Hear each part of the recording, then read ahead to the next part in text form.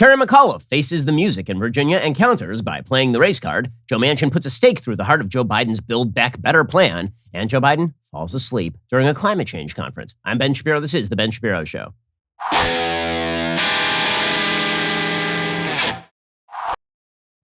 The Ben Shapiro Show is sponsored by ExpressVPN. Protect your online privacy today at expressvpn.com/Ben. We'll get to all the news in just one moment. First, Black Friday is coming, but you should be saving a lot of money before Black Friday, and that means looking at your recurring bills. Well, look at your bill.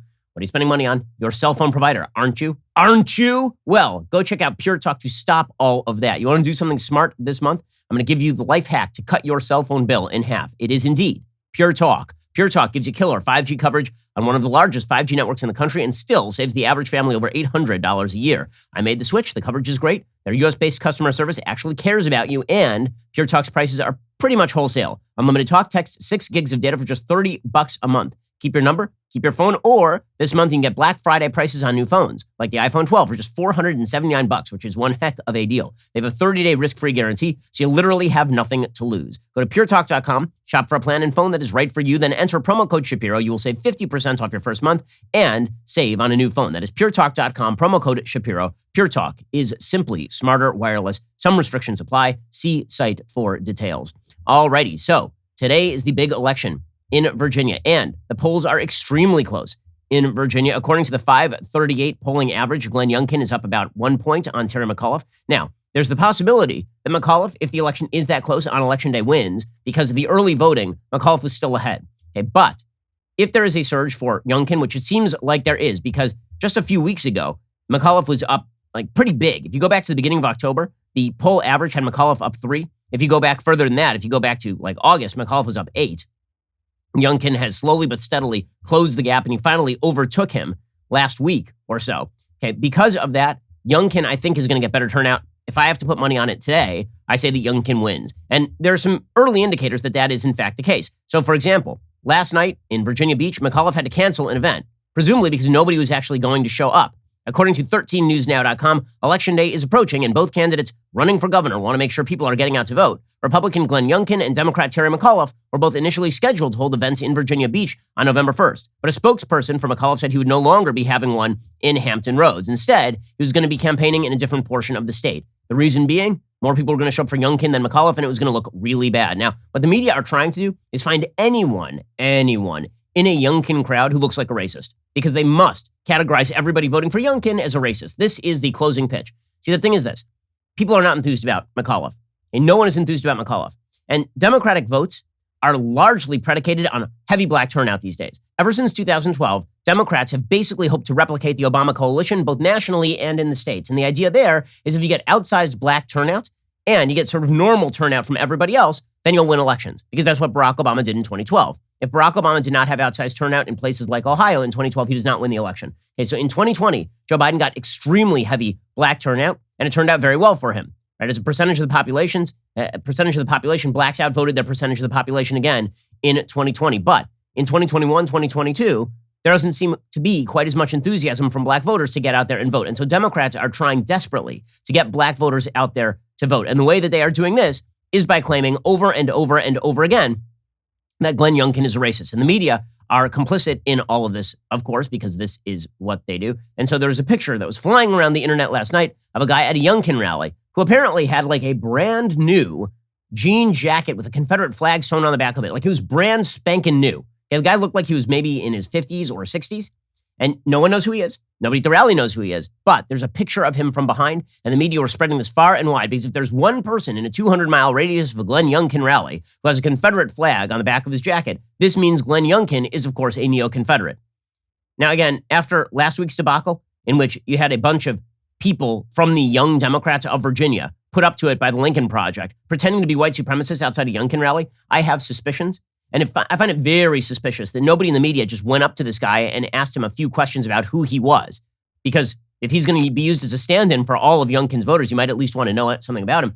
But so color me suspicious. But the media have their agenda, and they have been attempting to push it. It is failing, because Youngkin is not a racist. And also, it's a little difficult to make the claim in Virginia that the Republicans are the racist when the current sitting governor of Virginia is the guy who was either in blackface or in the KKK outfit. Right? That makes it kind of rough. You're standing around going, those guys are racist. You're like, well, remember that time you wanted Ralph Northam to resign and he didn't resign and then he campaigned with Terry McAuliffe? That's awkward, is it not? But this is Terry McAuliffe's closing pitch. So Terry McAuliffe is not moving away from the radical left. In fact, he is doubling down. He was campaigning yesterday with the head of the American Federation of Teachers, Randy Weingarten, who is just terrible and awful in nearly every way. Randy Weingarten, of course, has been a very formative factor in teachers not going back to school and keeping kids out of school. She has had heavy influence on the Biden administration's approach toward COVID in schools. And she's campaigning with Terry McAuliffe in the middle of an election in which McAuliffe is somehow losing the education issue. Remember, Democrats rarely lose the education issue. Why? Because when it comes to education, the way people typically vote is who pledges to signing a bigger check to the schools. But in this particular case, the actual question of what was being taught in schools reared its head. And it reared its head because of COVID, frankly, because a lot of people were seeing in Zoom school what teachers were finally teaching behind closed doors, and they were disquieted by this. And then when they sounded off on it, then the Democrats said, how dare you care what your kids are being taught? It's our job to teach your children. So Youngkin put forward basically a two-pronged plan. One, we'll teach your kids actual stuff, not critical race theory garbage or LGBT propaganda. And two, we will fund the schools. And that turns out to be a winning message for Republicans. Well, Democrats keep doubling down on all of their themes. Their themes are give the teachers' unions everything they want, and also Republicans are deeply racist, and so we must make pledges that make no sense whatsoever about race in Virginia schools. We'll get to that in just one moment. First, let's talk about your safety and security at home this holiday season. Deck the halls, walls, windows, and doors with the best deals of the year on the award-winning Ring Alarm. I'm sure we all know about the Ring video doorbell by now, and if you don't, it's because you haven't been listening to the show, but Ring makes an award-winning alarm as well. Ring Alarm is a powerful, affordable whole home security system you can easily install yourself. I did it myself, and I am no tech whiz. Whether you're running across town or across the country, this busy season, you and your loved ones can rest easy knowing your home is protected. And it's more than just security. Ring Alarm protects your home from flood, freeze, and fire as well. Plus, it's a lot cheaper than those other companies. For what they charge for 1 month, you can get an entire year of Ring Alarm with professional monitoring. Right now, for the best deals of the year on Ring Alarm, head on over to ring.com/Ben. My kids are constantly running around my property. All three of them are highly mobile. And because of that, that means sometimes you look away and one of the kids is gone, like, where'd the kid go? Well, this is where the Ring app comes in very useful for me, even when I'm just at home. This holiday season, deck the halls, walls, doors, windows with that best deal of the year on the award-winning Ring Alarm. Go to ring.com/Ben. Got a great deal on a Ring Alarm security kit today. That is ring.com/Ben. All right, so Terry McAuliffe making his closing pitch, and it is not good. So yesterday, Terry McAuliffe, on the campaign trail, he complained that there are too many white teachers in Virginia. Right, again, the idea here is black voters should show up so that Terry McAuliffe will put more black teachers in schools. As though this is what school children desperately need, is to adjudicate the quality of their teachers by their immutable skin color. Makes perfect sense. Here's Terry McAuliffe making the case. We got to work hard to diversify our teacher base. 50% of our students are students of color. 80% of the teachers are white. So what I'm going to do for you will be the first state in America. If you'll go teach in Virginia for 5 years in a high-demand area, that could be geographic, it could be coursework, we will pay room, board, and tuition at any college, any university, or any HBCU here in Virginia. Be the first state in America to do that. Okay, so again, understand the case he's making. There are a lot of black students. There are not enough black teachers. Therefore, we have to, quote-unquote, diversify our teacher base. We're not going to worry about the quality of the education kids receive. We're going to worry about the skin color of the people who are teaching.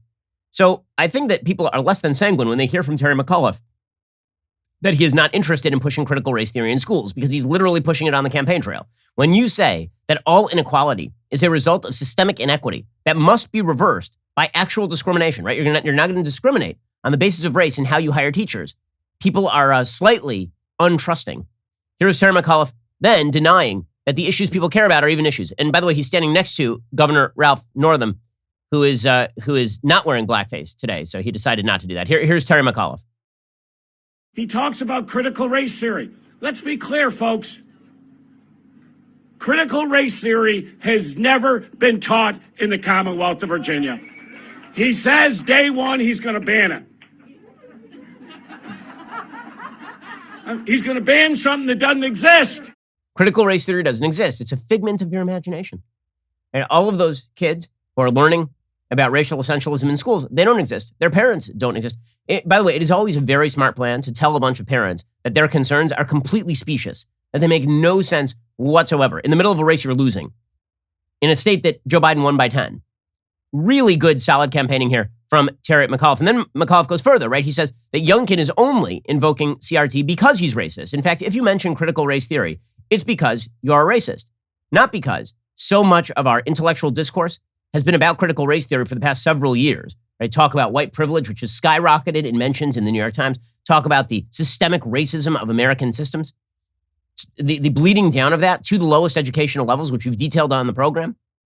Now, all of that is really just, if you're worried about that, it's because you're racist. This is the game that Democrats like to play, push an extraordinarily radical policy.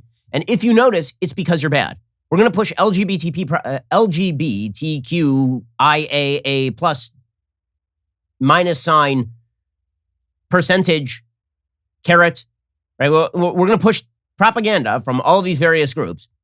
And then if you notice that, it's because you are a cisnormative homophobe. Okay, this is just the way Democrats like to play the game. So here is Terry McAuliffe playing that game. If you notice CRT, it's because you're a racist. What bothers me to my core is what this man is doing. He's dividing parents against parents, parents against school boards. He's using your children as political pawns in his campaign. It is a racist dog whistle. Folks, we are better than that. Yes, we are. We will not have that hatred here in the Commonwealth of Virginia. What now? Wait. Glenn Youngkin is being divisive, Terry McAuliffe? Glenn Youngkin? You're literally standing there and saying that everyone who votes for Glenn Youngkin is basically a racist. And then Glenn Youngkin is being divisive because he says he doesn't want racial essentialism taught in schools. And it's the entire Democratic Party, right? This is the only card they can play. The problem is for the Democrats that they don't have somebody charismatic and of minority status like Barack Obama to call upon to make this case. And this was the killer app for Democrats. Barack Obama was a killer app for Democrats because Obama would make the exact same case. And then people would be like, well, we can't say anything because of his race. I mean, because Barack Obama has lived that life, we are not allowed to say anything about this. Otherwise, we will be considered racist. If you attack Barack Obama's policies, it's because you're racist. If you attack Barack Obama's rhetoric, it's because you're racist. Now, they did try to trot out Barack Obama in this race. It was completely unsuccessful because in the end, it's Terry McAuliffe who's running, not Barack Obama. Right? In the end, it is Joe Biden at the top of the national ticket, not Barack Obama. Okay, so, but I'm sorry, like this case being made by Terry McAuliffe, the whitest person outside of Joe Biden, and made by Tim Kaine, who's just as white as both, it just doesn't have any sort of actual gravitas or weight. Here's Tim Kaine trying to say that Republicans are running on resegregation or some such nonsense. My father-in-law was the governor who ended segregation in Virginia, integrated public schools, and he was hated for it at the time in the 1970s. He died just 3 days ago, and people are writing about how courageous he is. Linwood was 98 years old, and he thought that he had helped Virginia turn away from, dog whistles and appeals to segregationist attitudes. Glenn Youngkin's preaching of the big lie about electoral fraud and copying Donald Trump's line, which he started the campaign with, and now at the end featuring the this activist who went against Toni Morrison's book Beloved. It's hearkening back to a day gone by in Virginia. Harkening back to a day gone by, right? This is the entire Democratic shtick over and over and over. Mitt Romney was going to put y'all back in chains. It doesn't work. It just doesn't work anymore. Nobody is buying into this, especially because we know that you're lying. Hey, here's a Loudoun County mom who testified in front of a school board, this is last week, saying that her 6-year-old was coming home asking about whether she was evil because of the racial essentialism being taught in her school. First, it was in early spring of 2020 when my 6-year-old somberly came to me and asked me if she was born evil because she was a white person, something she learned in a history lesson at school. Then you kept the schools closed for a year and a half despite the science indicating that it was safe for kids to return. And now you've covered up a rape, then arrested, humiliated, and falsely accused her parents of being domestic terrorists. I wish I could return my kids to LCPS. Private school is expensive, and I want my kids to be able to walk home from school with their friends in their own community. I refuse to allow you to destroy our schools. They are not your schools, they are our schools. You all should be ashamed, and you should have the moral courage to admit you are wrong and step down. Okay, so in 1 second, we'll get to more talk about critical race theory in Virginia schools, because yes, it exists. It does. Okay, I'm sorry, when you're teaching Ibram X. Kendi children books to small children, that is critical race theory. We'll get to more on this in just 1 second. First, let's talk about a simple fact. With everybody going back to work and with the economy beginning to open up, the lines everywhere have gotten a lot longer. That is true at the post office as well. And this holiday season, you don't want to be standing in line at the post office because who wants to do that? Post office does a lot of great stuff. Standing in line is not one of those great things. Instead, why don't you get all the great services of the Postal Service with Stamps.com and save time and save money? Stamps.com lets you compare rates, print labels, access exclusive discounts on UPS and USPS services all year long. It makes sense, especially if your business sends more mail and packages during the holidays. Here at Daily Wire, we've used Stamps.com since 2017. We do not waste our time. Whether you're selling online or running an office or side hustle, Stamps.com can save you time, money, stress during the holidays. Access all post office and UPS shipping services you need without taking the trip and get discounts you can't find anywhere else, like up to 40% off USPS rates and 76% off UPS. That's some great money savings. Again, we use it here at Daily Wire because we like saving time and money. You should do the same. Sign up with promo code Shapiro for a special offer at Stamps.com. It includes a 4-week trial, free postage, digital scale, no long-term commitments, no contracts. Just go to Stamps.com, click that microphone at the top of the page, enter code Shapiro. Go check them out right now. So again, the case keeps being made that if you are a parent, you're not supposed to be worried about critical race theory in schools. You're not supposed to worry about what these teachers are teaching your kids at all. And yet, according to Fox News, Andrew Mark Miller reporting, the phrase critical race theory appears on the Virginia Department of Education website, despite Terry McAuliffe's repeated claims the curriculum is not taught in Virginia. On the Virginia Department of Education website, several examples of the department promoting critical race theory can be found, including a presentation from 2015, when Terry McAuliffe was governor, that encourages teachers to, quote, embrace critical race theory in order to re-engineer attitudes and belief systems. Additionally, Superintendent Memo 05019 can be found on the site from February 2019, promoting both critical race theory and the idea of white fragility. Also in 2019, under Democratic Governor Ralph Northam, Superintendent of Public Instruction James Lane sent a memo to Virginia public schools endorsing foundations of critical race theory in education as an important tool that can further spur development in education. All of that via City Journal's Chris Rufo, who's done excellent work on this entire issue. The McAuliffe campaign did not respond to requests for comment on the presence of critical race theory in Virginia public schools. Neither did the Virginia Department of Education. In June, officials in Loudoun County acknowledged that critical race theory influenced their work. In July, it was revealed that a Virginia school district spent $30,000 on critical race theory training for administrators. And yet they continue to maintain the lie that any parent who's worried about this is simply crazy.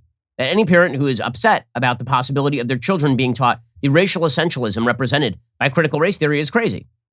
Now, again, there's an inherent component of critical race theory that teaches that there is guilt that attaches you by dint of your race. The premises of critical race theory include that racism is not aberrational, it is part of the system, it is embedded in every system. Also, that it serves white interests for racism to be embedded in every system. Also, that race is a social construct, but simultaneously, that your racial status in the United States gives you expertise to speak on issues that other people cannot speak on, which is a form of racial essentialism. Right? All of those premises, by the way, are specified by Richard Delgado and Gene Stefanczyk, who actually wrote the critical race theory introduction and primer. And yet, again, the case is made by Democrats that we're all supposed to ignore this. And if you don't ignore this, you're a racist. It's just not going to play. It's not going to. In fact, I recommend strongly that every Democrat continue to run on the basis that everyone worried about this is crazy and or racist. Juan Williams has a piece over at The Hill, literally titled, Parents' Rights is Code for White Race Policies. Okay, so Parents' Rights is Code for White Race Politics is the name of the piece. Really? So if I want rights over how my children are educated and raised, that's code for I'm a racist now? I thought that was code for I want to raise my own children, and I don't think that you should be teaching values that contradict my own because they're my kids, not your kids. And I'm delegating teaching to you with the proviso that you not indoctrinate them in a bunch of racially ignorant nonsense. But here's what Juan Williams writes.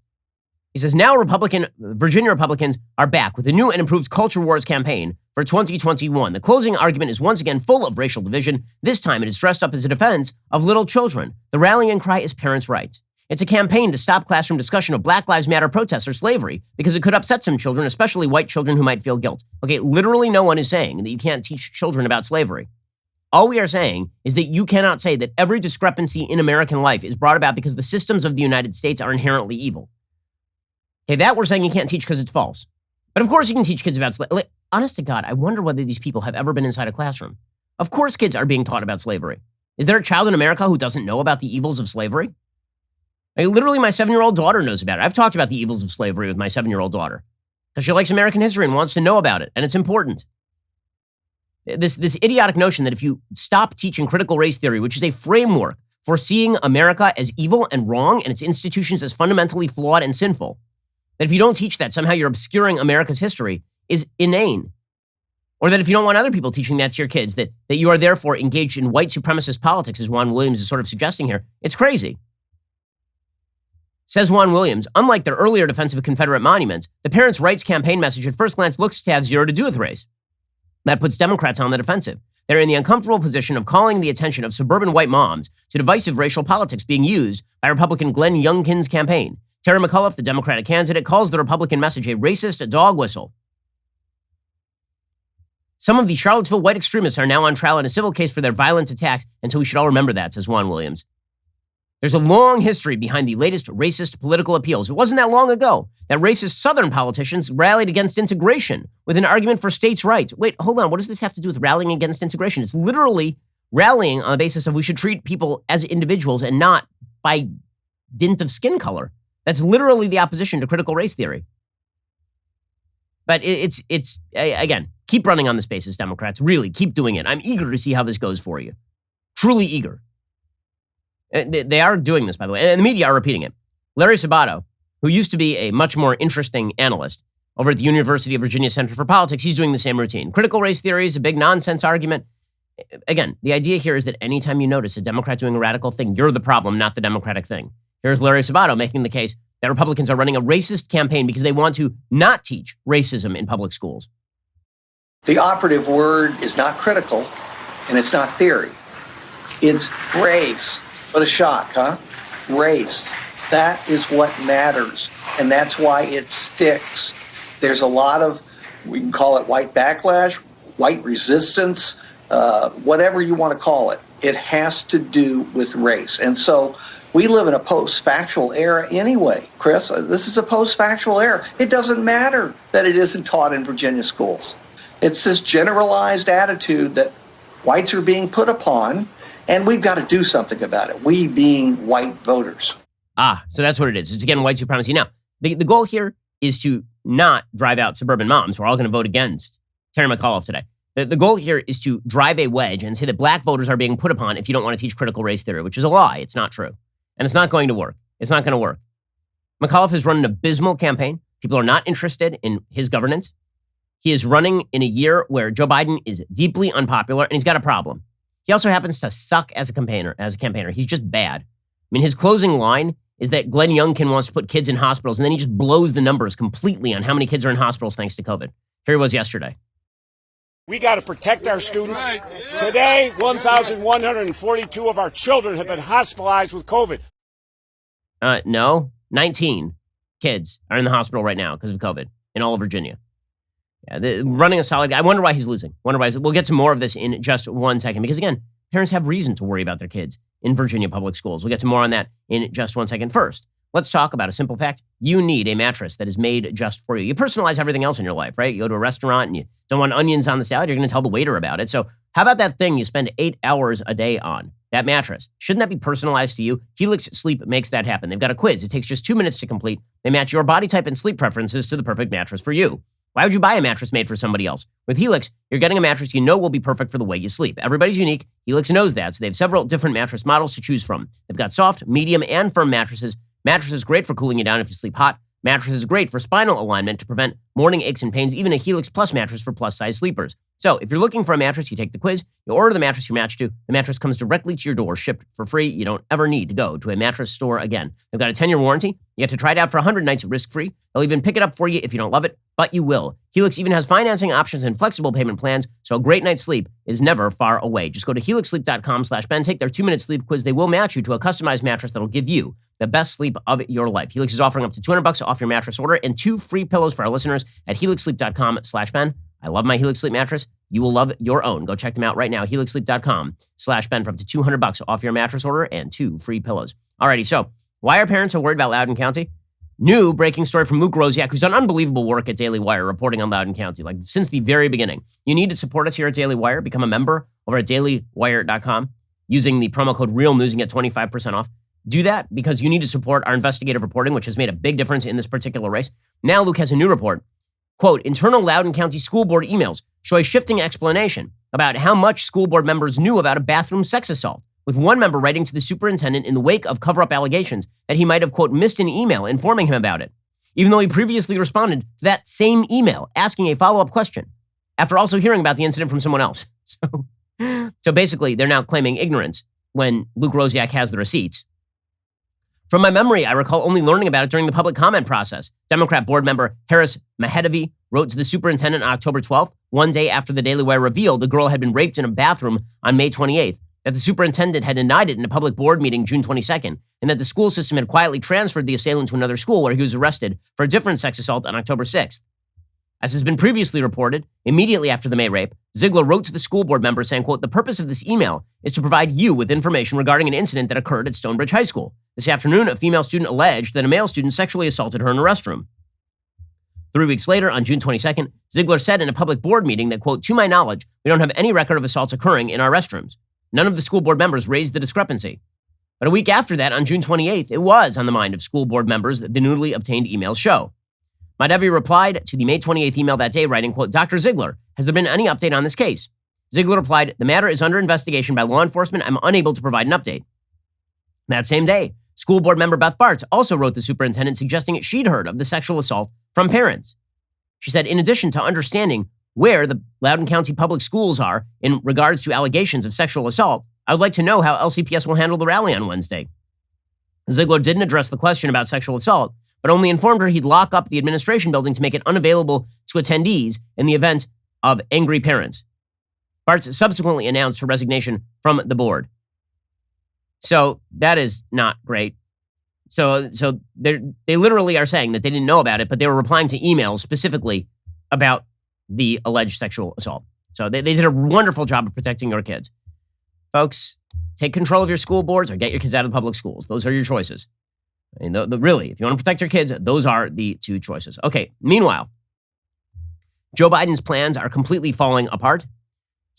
Before he left town last week to head on overseas to hang out with the Pope and not talk about abortion and then go to COP26 and jabber about climate change while falling asleep, as we'll get to in a moment, Joe Manchin, the president of the United States, not Joe Manchin, Joe Biden, drops a $1.75 trillion framework plan for Build Back Better.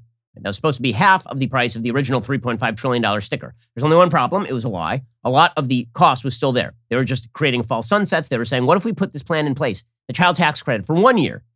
Instead of budgeting it for 10, which would cost $1 trillion, what if we budget it for 1 year? It'll cost $100 billion. And then next year, the Democrats will just re-up it, which is a way of simply reducing the price tag in the CBO estimates. Okay, well, the notion there was that throwing out the framework would get progressives to agree to the framework. They would then vote on the infrastructure bill. And then later, they would negotiate the rest of Build Back Better. Then the progressives were like, no, we're not going to do that. We're going to vote on both of these things at the same time. We don't trust that Joe Manchin and Kyrsten Sinema are even going to vote for Build Back Better anyway. So we are going to instead hold up the infrastructure bill in an attempt to pressure Manchin. Okay, so that was their tactic. Their tactic is we're going to tie these two things together. If Manchin wants his infrastructure bill, he's going to have to pledge to vote for Build Back Better. Well, yesterday, Manchin came out and he's like, I'm not doing any of that. You're going to vote for infrastructure or you're not going to vote for infrastructure, but bottom line is you can't blackmail me on this. You have no reason to hold up infrastructure because you actually like that bill. The only reason you're doing that is to try and leverage me into voting for a bill I don't particularly like. So, you know what? Tough. Not going to do it. Here is Joe Manchin, the de facto president of the United States from West Virginia. I am urging all of my colleagues in the House to vote and pass the bipartisan infrastructure bill. It's bipartisan, 69 votes. We worked on that for many, many months. As I've said before, holding that bill hostage is not going to work to get my support of what you want. It's what we should all agree on and work through the process. I'm open to supporting a final bill that helps move our country forward, but I'm equally open to voting against a bill that hurts our country. Okay, so there he is actively ripping on Build Back Better, right? He's saying the Build Back Better plan hurts our country. Now, here's the thing about Joe Manchin. Joe Manchin is in the reddest state in America. There is no political incentive for him to vote for Build Back Better. None. Like zero. Even a scaled down version. If he votes for that, he has to go back home to his voters who hate Joe Biden, right? This is the Let's Go Brandon crowd over in West Virginia, right? They are all members of the LGB community. And he has to go back to them and try to explain to them why he voted for Build Back Better. He's like, I'm not going to do that. Vote for infrastructure or don't vote for infrastructure, but tough badoogies, I ain't voting for Build Back Better, not under this false framework. Here's Manchin just dumping all over it. I, for one, won't support a multi-trillion-dollar bill without greater clarity about why Congress chooses to ignore the serious effects of inflation and debt that have on our economy and existing government programs. For example, how can I in good conscience vote for a bill that proposes massive expansion of social programs when vital programs like Social Security and Medicare face insolvency and benefits could start being reduced as soon as 2026 in Medicare and 2033 in Social Security? How does that make sense? And I don't think it does. Ouch. So there's Joe Manchin just putting a stake through Joe Biden's Build Back Better dreams. Now, here's the thing about Biden. You know, to a certain extent, I think Biden might have to be a little happy that Build Back Better goes down in flaming defeat to Joe Manchin. Because the reality is that the plan would be very bad for the economy, right? It actually would increase inflation. It would undermine work. We don't have enough people in the country working right now, right? We have millions of open jobs. And so maybe it's better for Biden if the thing never passes. The problem is he got unlucky and Democrats won those 2 seats in Georgia. If they had a minority in the Senate, he could be yelling at Mitch McConnell right now. Instead, he has to yell at Joe Manchin. Meanwhile, the House progressives have started to reverse course. Here's Pramila Jayapal, who basically said, okay, you called my bluff. We are taking the president's word at the fact that he believes he can get 50 votes in the Senate. And, you know, I hope that the 2 senators that we've been waiting on these months, who have come to the table in good faith and negotiated, that they understand that this is a leap of faith. But, you know, assuming we get these final negotiations done, we're ready to pass both bills. And I think the caucus feels very good about the fact that we've been able to do what we said from the beginning. Okay, except you didn't do what you said from the beginning, and it's going to be fun to watch the blowback on the progressive wing of the party, who said they were going to force Joe Manchin into a corner and then completely failed to do so because it turns out they had no leverage. They had no leverage at all. They could vote down the infrastructure plan. The minute they voted it down, Joe Manchin was going to not vote for anything they wanted. So they really had no leverage over Manchin. They thought they did, and now the progressives are basically running for cover. And so watch as the Cenk Uyghur wing of the party just goes to town on the progressives. I wouldn't be surprised if AOC and the squad actively vote against the infrastructure bill in the House. See, it's not just a matter of what happens in the Senate, where Bernie has threatened that he might not vote for infrastructure, but he probably will cave. There might be enough nuts in the Democratic side of the House not to get to a majority, and then Nancy Pelosi has to rely on Republicans to vote for the infrastructure package, which looks pretty ugly for her. Okay, so all of this is just to demonstrate that Joe Biden's administration has been a failure in pretty much every way. In a second, we'll get to more failure from the Joe Biden administration. There's a reason why Glenn Youngkin is probably going to win in Virginia today, and it has a lot to do with what's happening at the national level. Again, Joe Biden is underwater everywhere.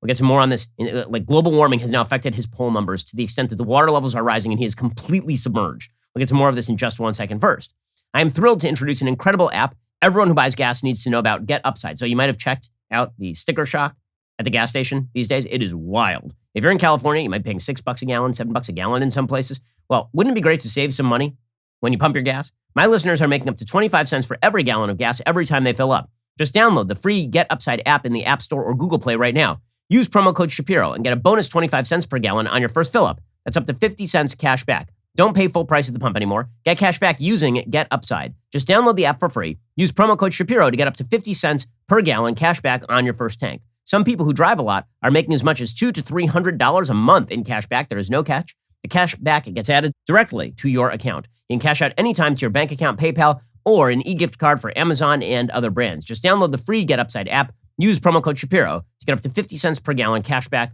on your very first tank of gas. That is code Shapiro. And remember, get that Get Upside app for free over at the App Store. Use promo code Shapiro. Get 50 cents per gallon cash back on your first tank. Great deal.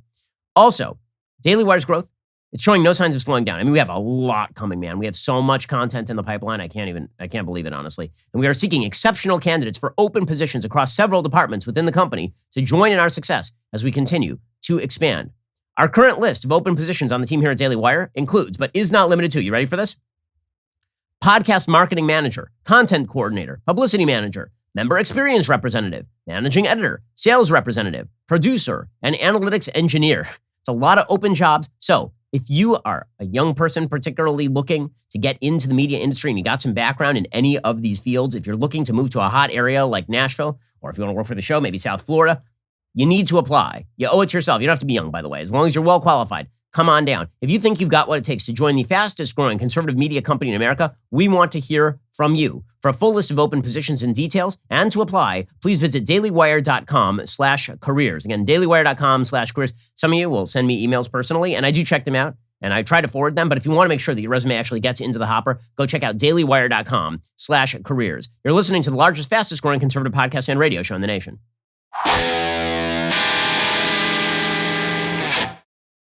Meanwhile, the Biden administration, which is failing on pretty much every front, has decided to fail harder.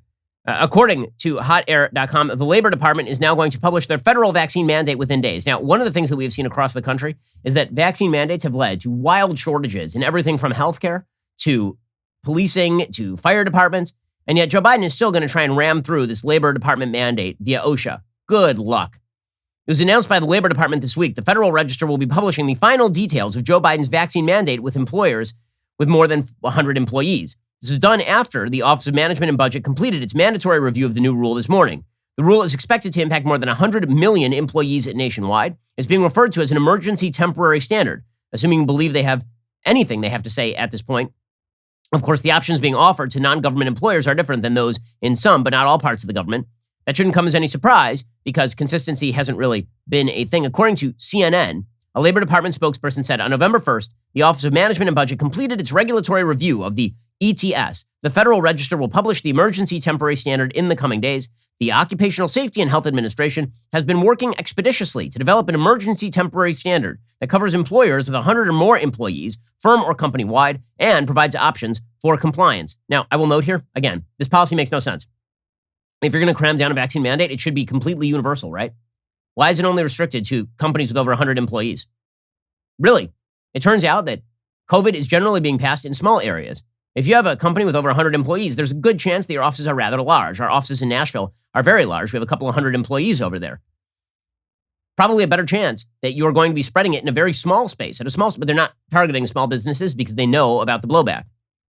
The spokesperson added, covered employers must develop, implement, and enforce a mandatory COVID-19 vaccination policy unless they adopt a policy requiring employees to choose either to get vaccinated or to undergo regular COVID-19 testing and wear a face covering at work. The ETS also requires employers to provide paid time to workers to get vaccinated and paid sick leave to recover from any side effects. So this is not going to hold up. First of all, as we've said at Daily Wire, we are not going to abide by this. We plan to challenge this in court literally the day that this is promulgated. We at the Daily Wire, along with our legal allies, will be pushing back against it. The policy internally makes no sense. All over the country, the state has not been allowing employees to test or mask as an alternative. So only in the private sector, apparently. And again, the rule is now including a demand that employers not only offer paid time off to get vaccinated, but pay for any recovery time. I mean, when was the last time that if you got a flu shot, does your employer pay you for the flu shot time off? And also, this is not an emergency temporary standard.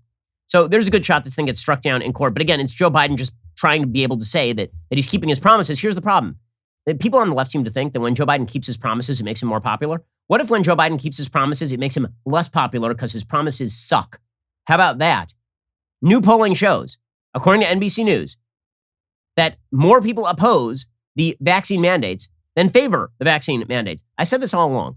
I said that the early polling that showed that vaccine mandates were popular, that was because a lot of the people who were in favor of vaccine mandates were already vaccinated. But then it dawned on them, wait a second, if there are vaccine mandates, I might have to get a booster. Maybe I don't want to get a booster. If there are vaccine mandates, what if that means there's no stuff on the shelves of the store where I want to buy things? What if it means that I call 911 and no cop shows up? So now, 47% favor the vaccine mandates, 50% oppose. But here's the more important stat. Only 34% of Americans strongly favor a vaccine mandate, as opposed to 41% who strongly oppose the vaccine mandate. Remember when I said that the only people who are passionate about these issues are the people who oppose? Correct. Okay, so Joe Biden seems to make the common mistake of looking at poll numbers and believing that because people say they like a thing, it's a high priority for them. And that is not the same thing at all. Speaking of things where people say that they are interested in it, but they're really not interested in it, this brings us to Joe Biden and the climate conference, which we're supposed to all pretend is super important, even though China and Russia are not there, and China is the world's leading emitter. COP26, the United Nations, the Mos Eisley of international politics, a wretched hive of scum and villainy. According to the Wall Street Journal, President Biden told world leaders at the COP26 summit that the coming decade would be decisive in the fight against climate change. Wow. Wow. He said it would be decisive? Incredible. I mean, I'm stunned by the amount of bravery that took. Stunning bravery with brave stunningness. Hours later, Indian Prime Minister Narendra Modi gave a slower than expected deadline for slashing his country's emissions, saying India would take as long as 2070 to reduce its net greenhouse gases to zero. Oh, you mean because they wish to develop and carbon is cheap? You mean that? Oh, oops. So Joe Biden's like, this is the decade that matters. We have to save the world. And then meanwhile in India, which is emitting at crazy rates, like, what if we just wait until 2070? What you gonna do about it, Joe? What you gonna do about it? The gap, according to the Wall Street Journal, highlights a fundamental divide between developing and developed nations, days after leaders of the group of 20 major economies made little progress, hammering out specific climate goals many had hoped would ease discussions in Scotland. Speaking to leaders and government officials from most of the world's nations, Mr. Biden warned that none of us can escape the worst that is yet to come. The doomsday cult that is the climate change movement is really crazy. We'll never escape. Really? We've escaped literally for all of human history. We have adapted, the human species, to changing climate. We are now better equipped to adapt to changing climate than at any time in human history, which is why climate deaths year on year continue to drop, even though the climate is indeed changing. But we have to pretend that the only way to prevent the bad effects of climate change is to prevent climate change itself by completely crippling the economy. And so we're just going to alarm you into doing, but my favorite thing is when Joe Biden is trying to alarm you into doing things by using extraordinarily purple language. And then when it comes down to what are you actually willing to do, Joe, he's like, well, we do need cheaper gas. Here was Joe Biden at COP26 explaining this is an existential threat to humanity. It is not an existential threat to humanity. Literally no one who is worth their salt in this area believes that climate change is going to wipe human beings off planet Earth. No one believes that. That's crazy talk. Here is Joe Biden engaging in some crazy talk that, again, because we live in a crazy era, is taken seriously. Right now, we're still falling short. There's no more time to hang back or sit on the fence or argue amongst ourselves. This is the challenge of our collective lifetimes, the existential threat to human existence as we know it. And every day we delay, the cost of inaction increases. So let this be the moment that we answer history's call here in Glasgow. Let this be the moment when we answer. Yeah, good luck with that. But, and then he says it's an inflection point in world history. All this bloviating. Honestly, the carbon emissions coming out of this dude's mouth are going to change the climate by a couple of degrees Celsius over the course of the next century.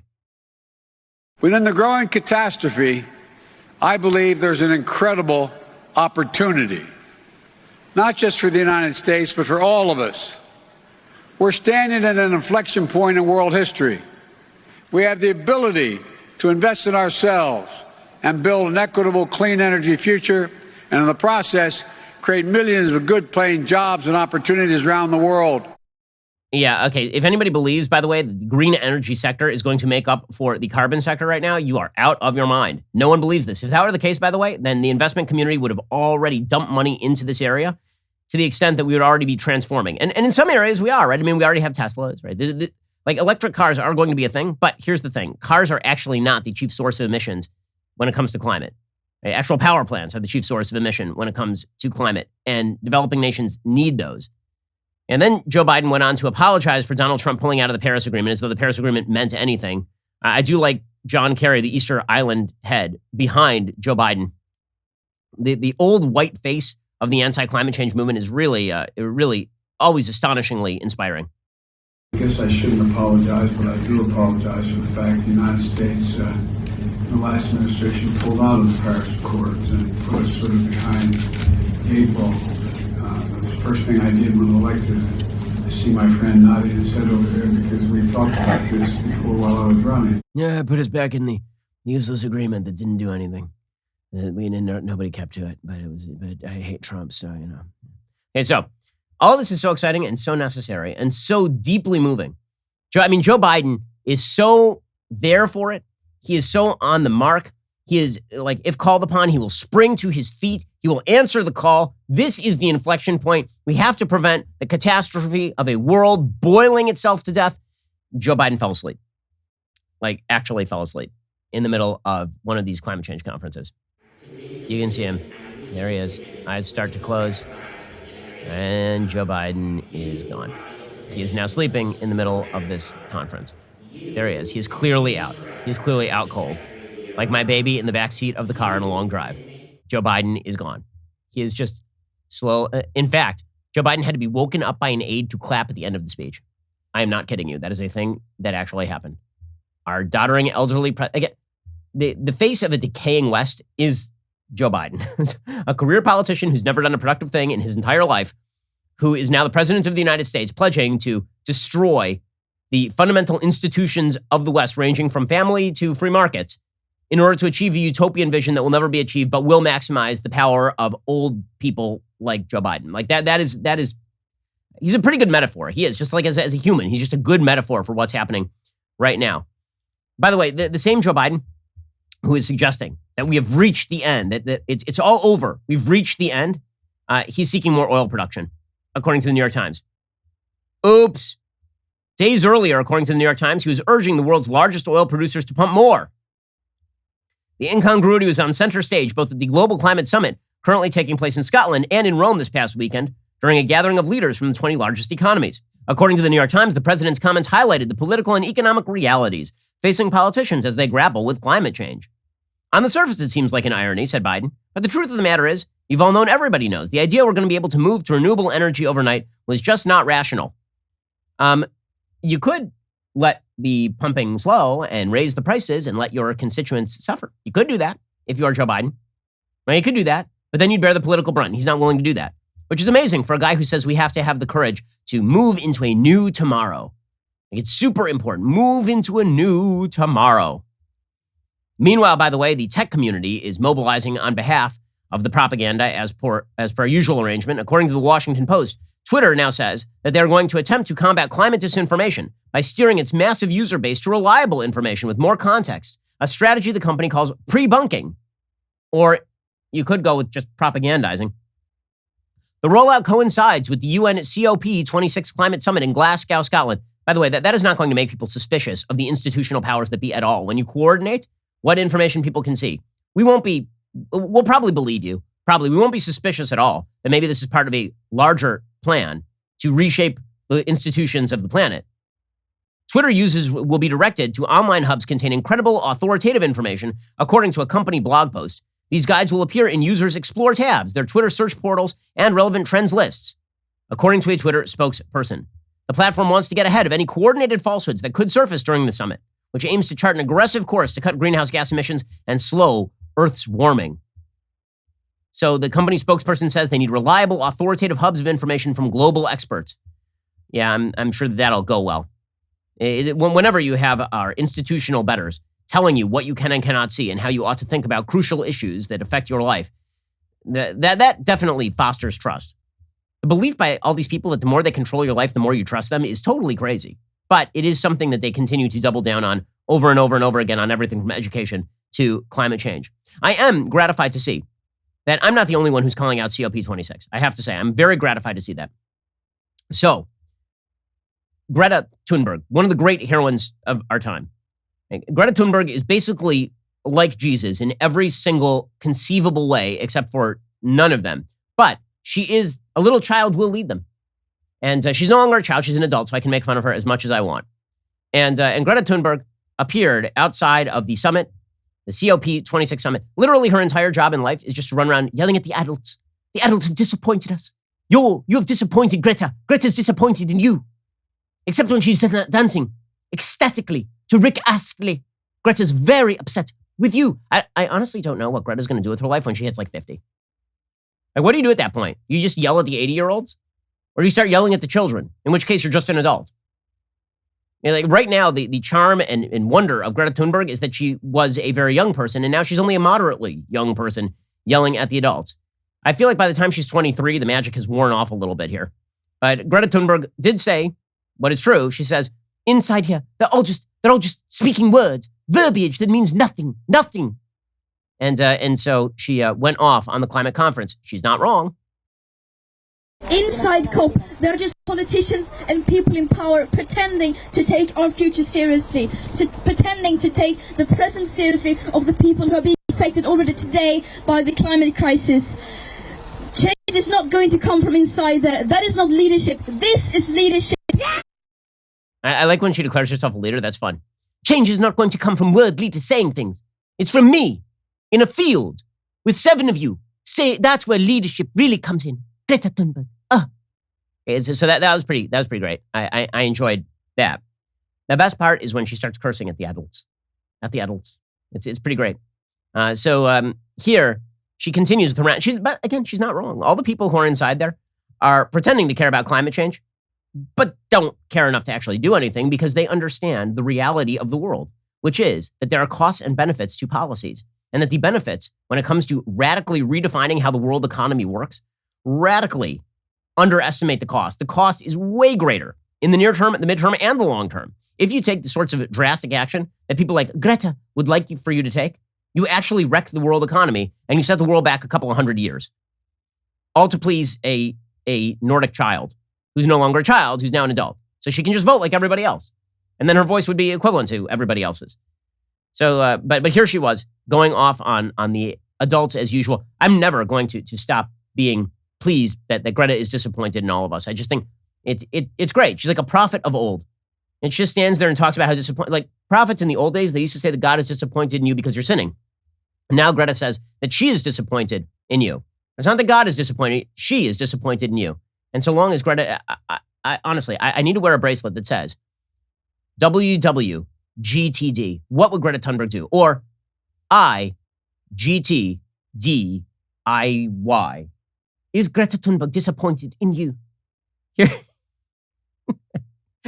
Again, folks, I can make fun of her as much as I damn well please. She's an adult. I've been waiting for like a couple of years to do this because I know the rules. But now all bets are off. Here's Greta Thunberg yelling and cursing about the adults in the room, inside, those bastards. We say no more blah, blah, blah. No more exploitation of people and nature and the planet. No more exploitation. No more blah, blah, blah. No more whatever they're doing inside there. Oh, she cursed. No more blah, blah, blah. I want an Oompa Loompa daddy. I want it now. I want one. I want the world. I want the whole world. I want a party with rooms full of laughter. 10,000 tons of ice cream. I want to wear like braids in my hair. I don't want to share them. Give it to me now. And I love that the old people is like, and then Joe Biden, when asked about Greta Thunberg and all this nonsense, I'll never get over it. I'll never get over the old people who are actually charged with balancing the competing interests. And then never watch what they say, watch what they do. Actually act like rational human beings when it comes to, say, pumping gas because people need gas to get in their cars and go to work and such. I'll never get over the old people humoring this. So it's like Greta Thunberg being like, "F you, old man. Why aren't you doing what I say? You old bastard. What? No more blah, blah, blah." And Joe Biden's like, I understand what you're saying. And also, I would like to sniff your hair. Like, I don't want you to sniff my hair, old man. Blah, blah. No more blah, blah, blah. And Joe Biden's like, no, never gonna give you up. She's like, I do love that song. Let's dance together. For the planet. For the planet. You know what? Now after this whole thing, I'm just rooting for global warming. I gotta be honest with you. I'm rooting for global warming. It's gotta take all of us out because something does.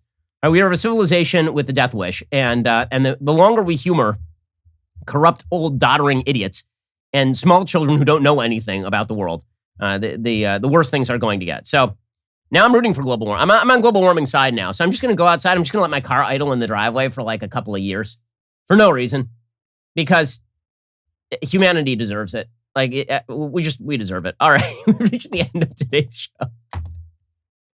We will be back here later today with an additional hour of content. In the meantime, coming up soon is the Matt Walsh Show airing at 1:30 p.m. Eastern. Also, if you're in Virginia, go vote for Glenn Youngkin and against the idiot Terry McAuliffe. Be sure to check it out over at dailywire.com. I'm Ben Shapiro. This is The Ben Shapiro Show.